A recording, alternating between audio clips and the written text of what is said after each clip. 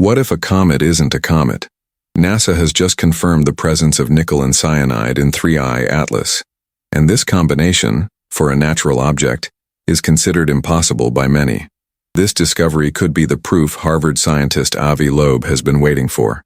Years ago, he was ridiculed for suggesting that our first interstellar visitor was alien technology. He warned us to look for anomalies. Now, with this impossible chemical signature, the question has changed. It's no longer are we alone, but rather, is 3I Atlas a rock or a probe? Is the silence of other space agencies on these details proof that they know something we don't? Stay with me. Let's analyze the data and decide if Avi Loeb was right all along. To understand why this discovery is rocking the halls of NASA, we need to separate the two elements. First, nickel. This isn't a common material in comets, which are essentially balls of dirty ice. Nickel is a dense metal, forged in the violent heart of massive stars that explode in supernovae. Its presence in pure form or in high concentration suggests something solid, metallic, perhaps even processed. It's the stuff metallic asteroids are made of. But 3I Atlas behaved like a comet releasing gases.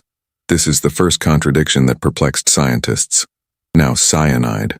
Chemically speaking, cyanide is a molecule based on carbon and nitrogen, one of the building blocks of life as we know it. Its presence in comets is not rare, but context is everything.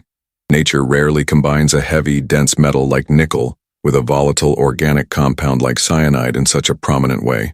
It's like finding a car engine fused with tree bark. The formation conditions for each are radically different. Together, they don't tell a story of random cosmic formation. They whisper a story of engineering.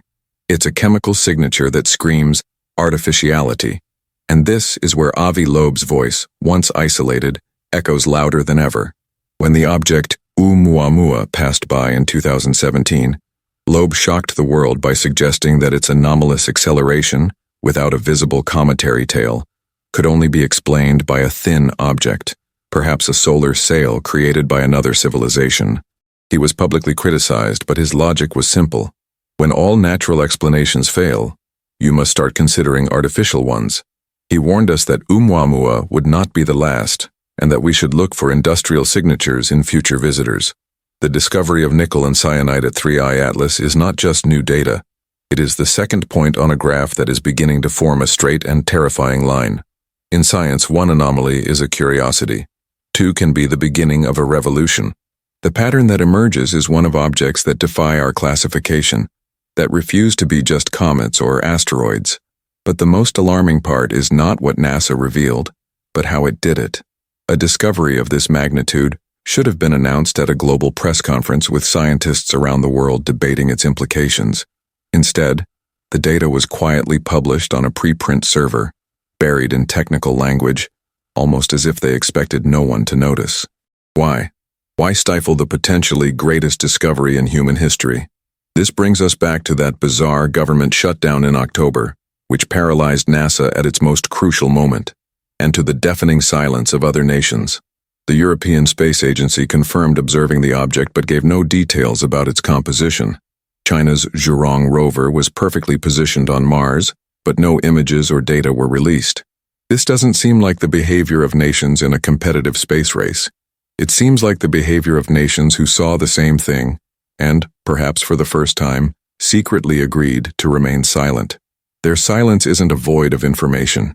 It's a fact in itself.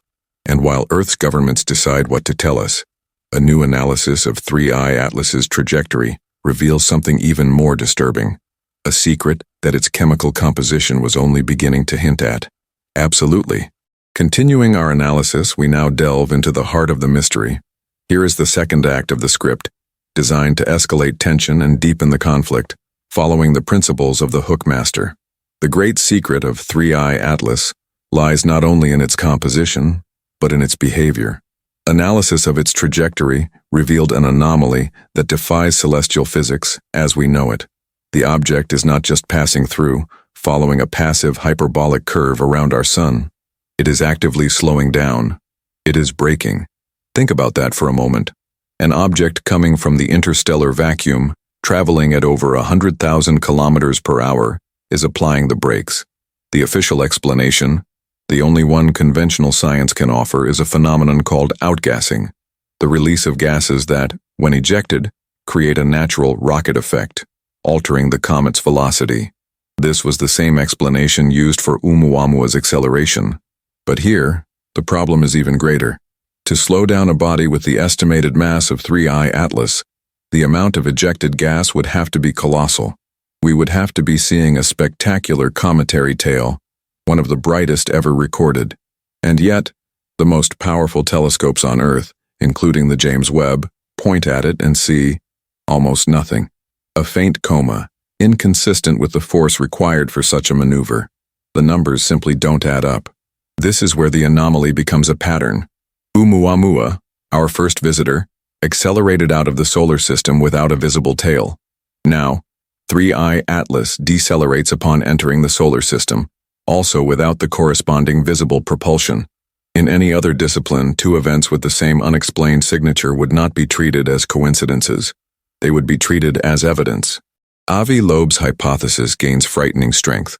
What we are seeing is not cometary behavior, but rather the behavior of spacecraft. One accelerated to leave, perhaps a scout that completed its mission, and the other, larger and more complex, is decelerating to arrive, to enter a stable orbit or at least for a much slower and more controlled observation pass. The presence of cyanide, once a mystery, now fits into a terrifying new theory. What if the outgassing is not a natural process of sublimation, but rather the result of controlled venting? What if the object is using its own volatile materials as a rudimentary thruster to adjust its course and speed? This would explain the lack of a massive tail, as the ejections would be directed and efficient, not random and diffuse. This possibility changes everything. The object ceases to be a passive visitor and becomes an active agent in our solar system. It's no longer a rock, it's a vehicle. And the nickel in its composition wouldn't be a geological coincidence, but rather the structural component of this vessel. We're looking not at a comet, but at the engine and fuel tank of something that traveled for centuries or millennia in the void between the stars. This conclusion is so monumental that it explains the global silence. No space agency wants to be the first to announce to the world that an object of unknown origin and undetectable technology is maneuvering in our cosmic backyard. Panic would be uncontrollable. Rivalry between nations would become irrelevant in the face of such an overwhelming context. The silence agreement isn't just to hide the truth from us. It's to buy time. Time to understand. Time to prepare. And their time is almost up. On October 21st, 3I Atlas will begin its passage behind the sun, disappearing from our telescopes for 8 long days. There will be 8 days of darkness, 8 days in which the object will be free to make its final braking maneuver unobserved. What will emerge on the other side of the sun on the 29th? Will it be the same object, or will it have changed its trajectory to a final destination? We are about to be blinded at the most critical moment in human history. Absolutely. The climax is approaching. It's time to connect all the pieces and reveal the true scope of this event. Here comes the third and final act of the script, designed to be the height of tension and leave a lasting impression on the viewer's mind. We are on the brink of the abyss. Tomorrow, October 21st, 3I Atlas will disappear behind the sun, and for 8 days the world will be blind. 8 days in which the silence of space agencies will become absolutely deafening. What is happening behind the closed doors of NASA's Jet Propulsion Laboratory, the European Space Agency, or the Chinese space program right now? The information leaking is scarce and terrifying. Anonymous sources speak of heated debates, of trajectory models being recalculated 1,000 times, all reaching the same impossible conclusion. The object's deceleration is not the end of the story. It is only the beginning of the final maneuver. The question that haunts every scientist with access to this classified data is no longer if the object will change course, but where it will go. During these 8 days of darkness, humanity will be completely vulnerable, waiting for whatever emerges from the other side of our star. Will it be a farewell or the beginning of a final approach? And then, on October 29th, the world's telescopes turn toward the predicted reappearance point, and what they see changes the course of human history forever. 3I Atlas emerges, but its trajectory has changed dramatically. The braking maneuver it performed while hidden by the sun was precise, deliberate, and unmistakable.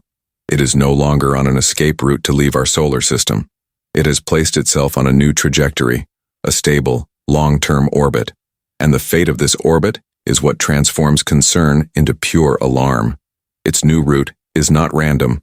It points to a specific destination, the Earth-Sun Lagrange point L1. This is no ordinary place. It is a point of gravitational stability, a perfect cosmic parking lot where an object can remain indefinitely between Earth and the Sun with minimal effort. It is the ideal location for observing our planet continuously and uninterruptedly. We are observing the orbital insertion maneuver of a surveillance probe. Suddenly, all the pieces fit together. The impossible chemical signature of nickel and cyanide wasn't just a mystery, it was a statement of purpose. Nickel, a strong and resilient metal, forms the framework, the shield against the adversities of deep space. And cyanide, it was never just a propellant. Cyanide is a fundamental precursor to amino acids, the building blocks of life. The boldest theory, once whispered only in the darkest corners of science, now comes to light. What if the purpose isn't just to observe? What if cyanide is the payload? The panspermia theory suggests that life can be seeded among the stars by comets. What if what we're witnessing is a directed, intentional version of this? An object that not only observes but has the ability to influence, to seed. The silence of governments isn't about fear of invasion, but about panic about a revelation that would rewrite our biology, our religion, and our very definition of what it means to be human. They don't know how to tell us that we may not be native to this planet, but rather the product of an ancient project. Avi Loeb wasn't just right about the technology. He may have radically underestimated the scale of the game. This isn't a first contact. Perhaps it's a return. The object is now en route to its final surveillance position. The question is no longer, what is that? The question now for us, for humanity watching in silence, is, what will it do next? Absolutely. The final hook is the promise that keeps the audience captivated, the question that will echo in their minds. Here is the conclusion, designed to close this chapter while simultaneously opening an irresistible door to the next. The debate is over. What was once a cosmic mystery is now an undeniable and frightening reality. 3I Atlas is not a comet. It's a probe, a sentinel, and it has reached its destination. Its deliberate maneuver into surveillance orbit at the L1 point is the final proof, a cosmic chess move that validates Avi Loeb's boldest theories and exposes our government's silence not as caution, but as paralyzing fear. We spent months focused on what and Noah's. We analyzed its impossible composition, its inexplicable trajectory. But these were the wrong questions.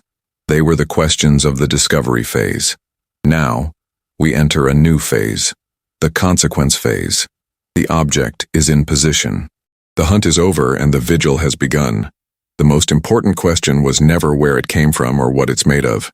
The real question, the one that should keep us awake at night, is, why? Why now?